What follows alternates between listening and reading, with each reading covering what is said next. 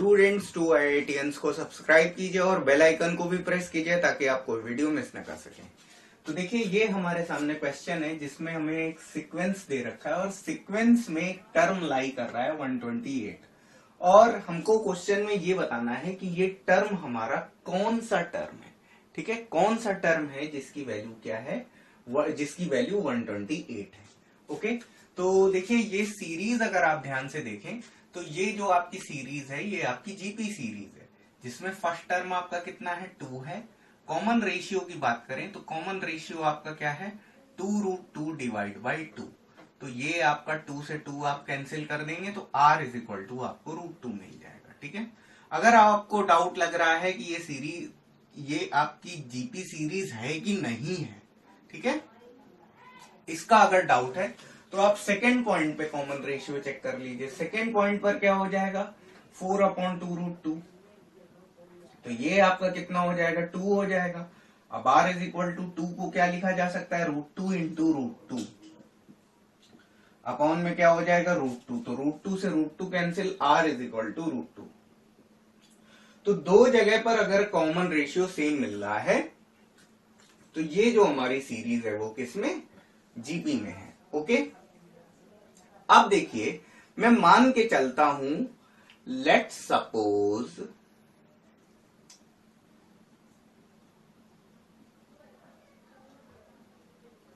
nth term of the GP is 128। तो आपका an कितना हो गया 128। ओके, तो ये कितना हो जाएगा a into r to the power n-1 is equal to 128 हो गया। ओके, फर्स्ट टर्म आपका a कितना है 2 है और कॉमन रेशियो r आपका है √2। तो ये आपका कितना हो जाएगा n-1 इज इक्वल टू, और 128 को लिखा जा सकता है 64 मल्टीप्लाई विथ 2। ओके, तो आप ये कर सकते हैं, आप इस 2 से 2 को आप कैंसिल भी कर सकते हैं, नहीं करना चाहते हैं तो आप फिर पावर ऐड करके करिए तो भी आपको सेम ही रिजल्ट मिलने वाला है। अब देखिए ये √2 को अगर हम लिखेंगे तो √2 को क्या लिखा जा सकता है 2 की पावर 1/2 और इस पर पावर लगी हुई है n-1 इज इक्वल टू, और इसे हम क्या लिख सकते हैं 4 क्यूब कर सकते हैं 4 क्यूब। ओके, तो ये आपका हो जाएगा 2 to the power n-1/2 is equal to, और इसे हम लिख सकते हैं 2 स्क्वायर टू द पावर 3।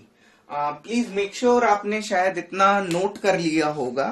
ये कुछ जो स्टार्टिंग वाला पोर्शन है ये अगर आपने नोट कर लिया तो मैं इसको हटा रहा हूं।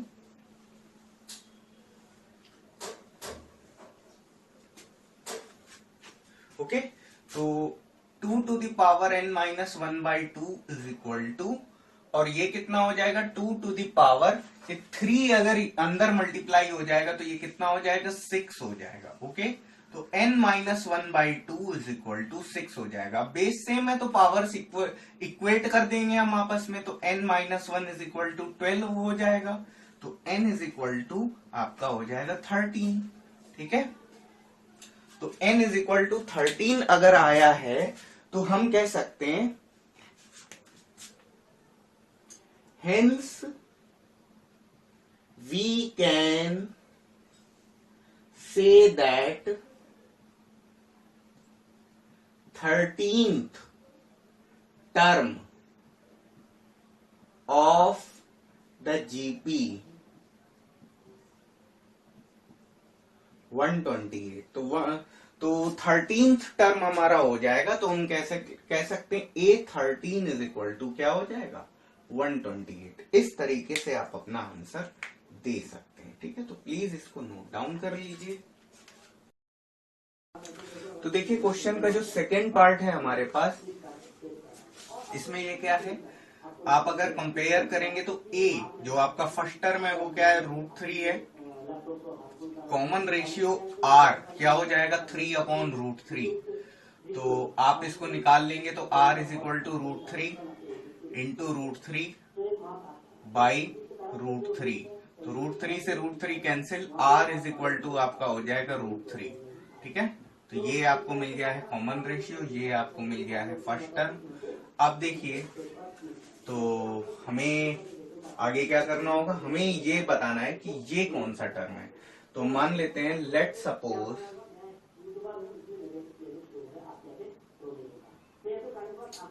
nth term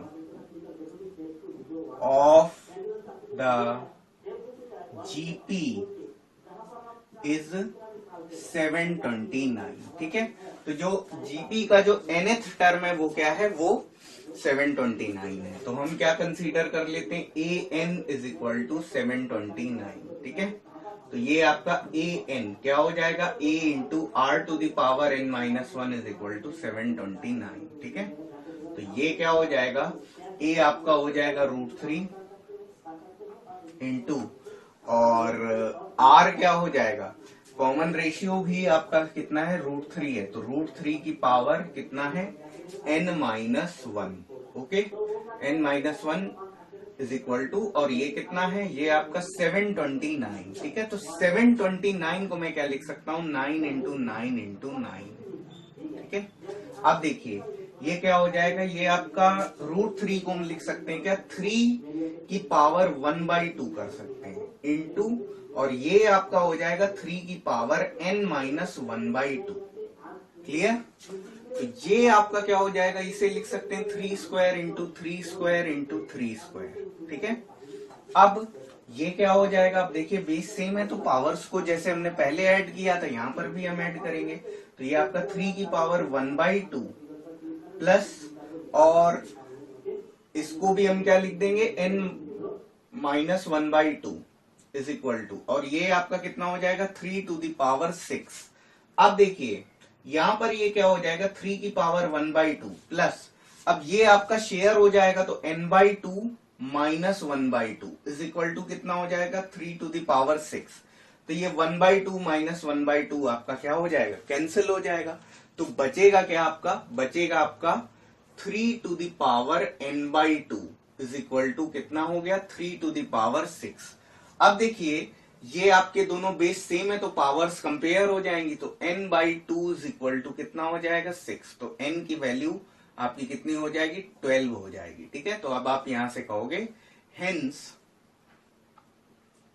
12th term of this GP is 729। ठीक है, जीपी का 12th टर्म क्या है, 729 है। तो इसको नोट डाउन कर लीजिए। तो देखिए इसको सॉल्व करेंगे यहां पर, तो यहां पर जो फर्स्ट टर्म है हमारा क्या है, ए इज इक्वल टू है 1/3, कॉमन रेशियो लेंगे तो कितना हो जाएगा, ये आपका 1/9 डिवाइड बाई 1/3।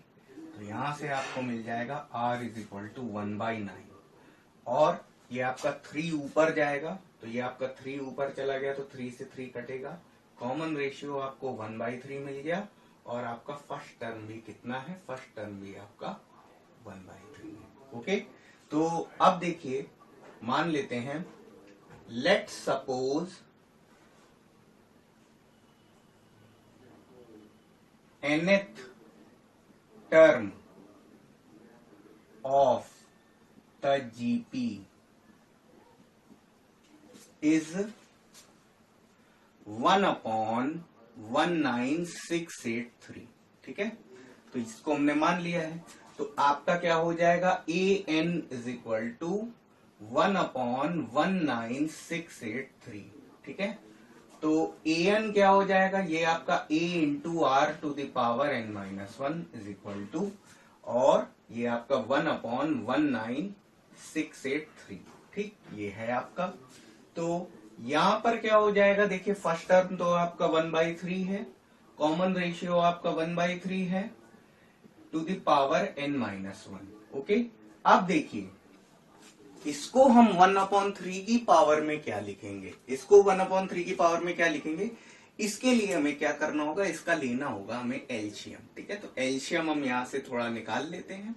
19683 है, तो 3 से इसको डिवाइड करेंगे, 6 टाइम्स जाएगा, फिर 5 टाइम्स जाएगा, और फिर आपका 18 आ जाएगा, तो 18 आ जाएगा तो ये 6 टाइम्स चला जाएगा, फिर आपका ये ओनली 1 टाइम्स जाएगा। ओके, अब 3 से फिर से डिवाइड करेंगे तो ये आपका 2 टाइम्स चला जाएगा, और फिर ये आपका क्या कितना 1 टाइम चला जाएगा। ओके, फिर आपका ये कितना हो जाएगा 26, तो 26 को डिवाइड करने के लिए 3 से डिवाइड करेंगे तो 24 आएगा, 8 टाइम्स ले जाएंगे, 8 टाइम्स ले जाएंगे तो ये आपका कितना बचेगा, रिमाइंडर आपका 2 बचेगा, फिर 1 उतारेंगे, ठीक है, 2 बचेगा और 1 उतारेंगे, फिर आपका 21 हो जाएगा, तो कितने टाइम्स ले जाएंगे, 7 टाइम्स ले जाएंगे, तो ये आपका 7 हो गया।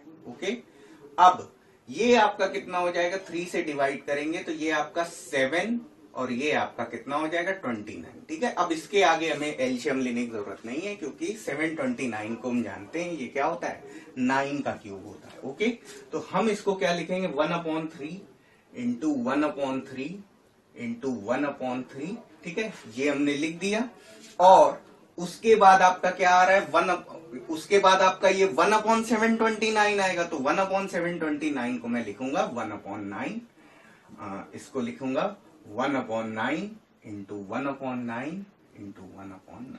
ठीक है, आपको देखिए, आपको अगर मान लीजिए कि आप कैलकुलेशन में अगर आपको फील हो रहा हो कि आप ज्यादा थोड़ा सा फास्ट हैं, तो आप इसको सीधा आप इसको 1/3 की पावर 6 रख सकते हैं, बट कोई प्रॉब्लम नहीं। अगर ऐसे भी करना चाहें तो ऐसे भी कर सकते हैं, और डायरेक्ट रखना चाहें आप डायरेक्ट रख सकते हैं। तो ये आपका क्या हो जाएगा, अब देखिए यहाँ पर पावर 1 है, यहाँ पर n-1 है, तो ये बचेगा आपका 1/3 टू दी पावर n बचेगा। ओके, अब ये कितना हो जाएगा, ये आपका 1/3 टू दी पावर, या इसको ऐसे लिखो, बार बार ना लिखने की बजाय आप इसको लिखो 1/9 की पावर 3 हो जाएगा। ओके, 1/9 की पावर 3 हो जाएगा। ये क्या लिखो, 1/3 की पावर 3 हो गया, और इसको क्या लिखो, 1/3 स्क्वायर की पावर कितनी है, ये 3 है। ठीक है, आगे इसको और सॉल्व कर लो, इसकी जरूरत नहीं है, ये आपका रफ वर्क है। तो इसको क्या लिखेंगे, ये आपका 1/3 टू द पावर n अगर है, तो ये आपका 1/3 to the power 3 into 1/3 to the power कितना हो जाएगा 6, तो ये आपका 1/3 to the power n is equal to 1/3 to the power, अब ये बेस सेम है तो पावर साइड हो जाएंगी, तो ये आपका 9 हो जाएगा। तो यहां से n इज इक्वल टू 9 आ जाएगा। n इज इक्वल टू 9 जब आ जाएगा तो हम कह सकते हैं, सो 9th term of this GP is 1/19683। ठीक है, तो यही आपका आंसर है, इसको नोट डाउन कर लीजिए।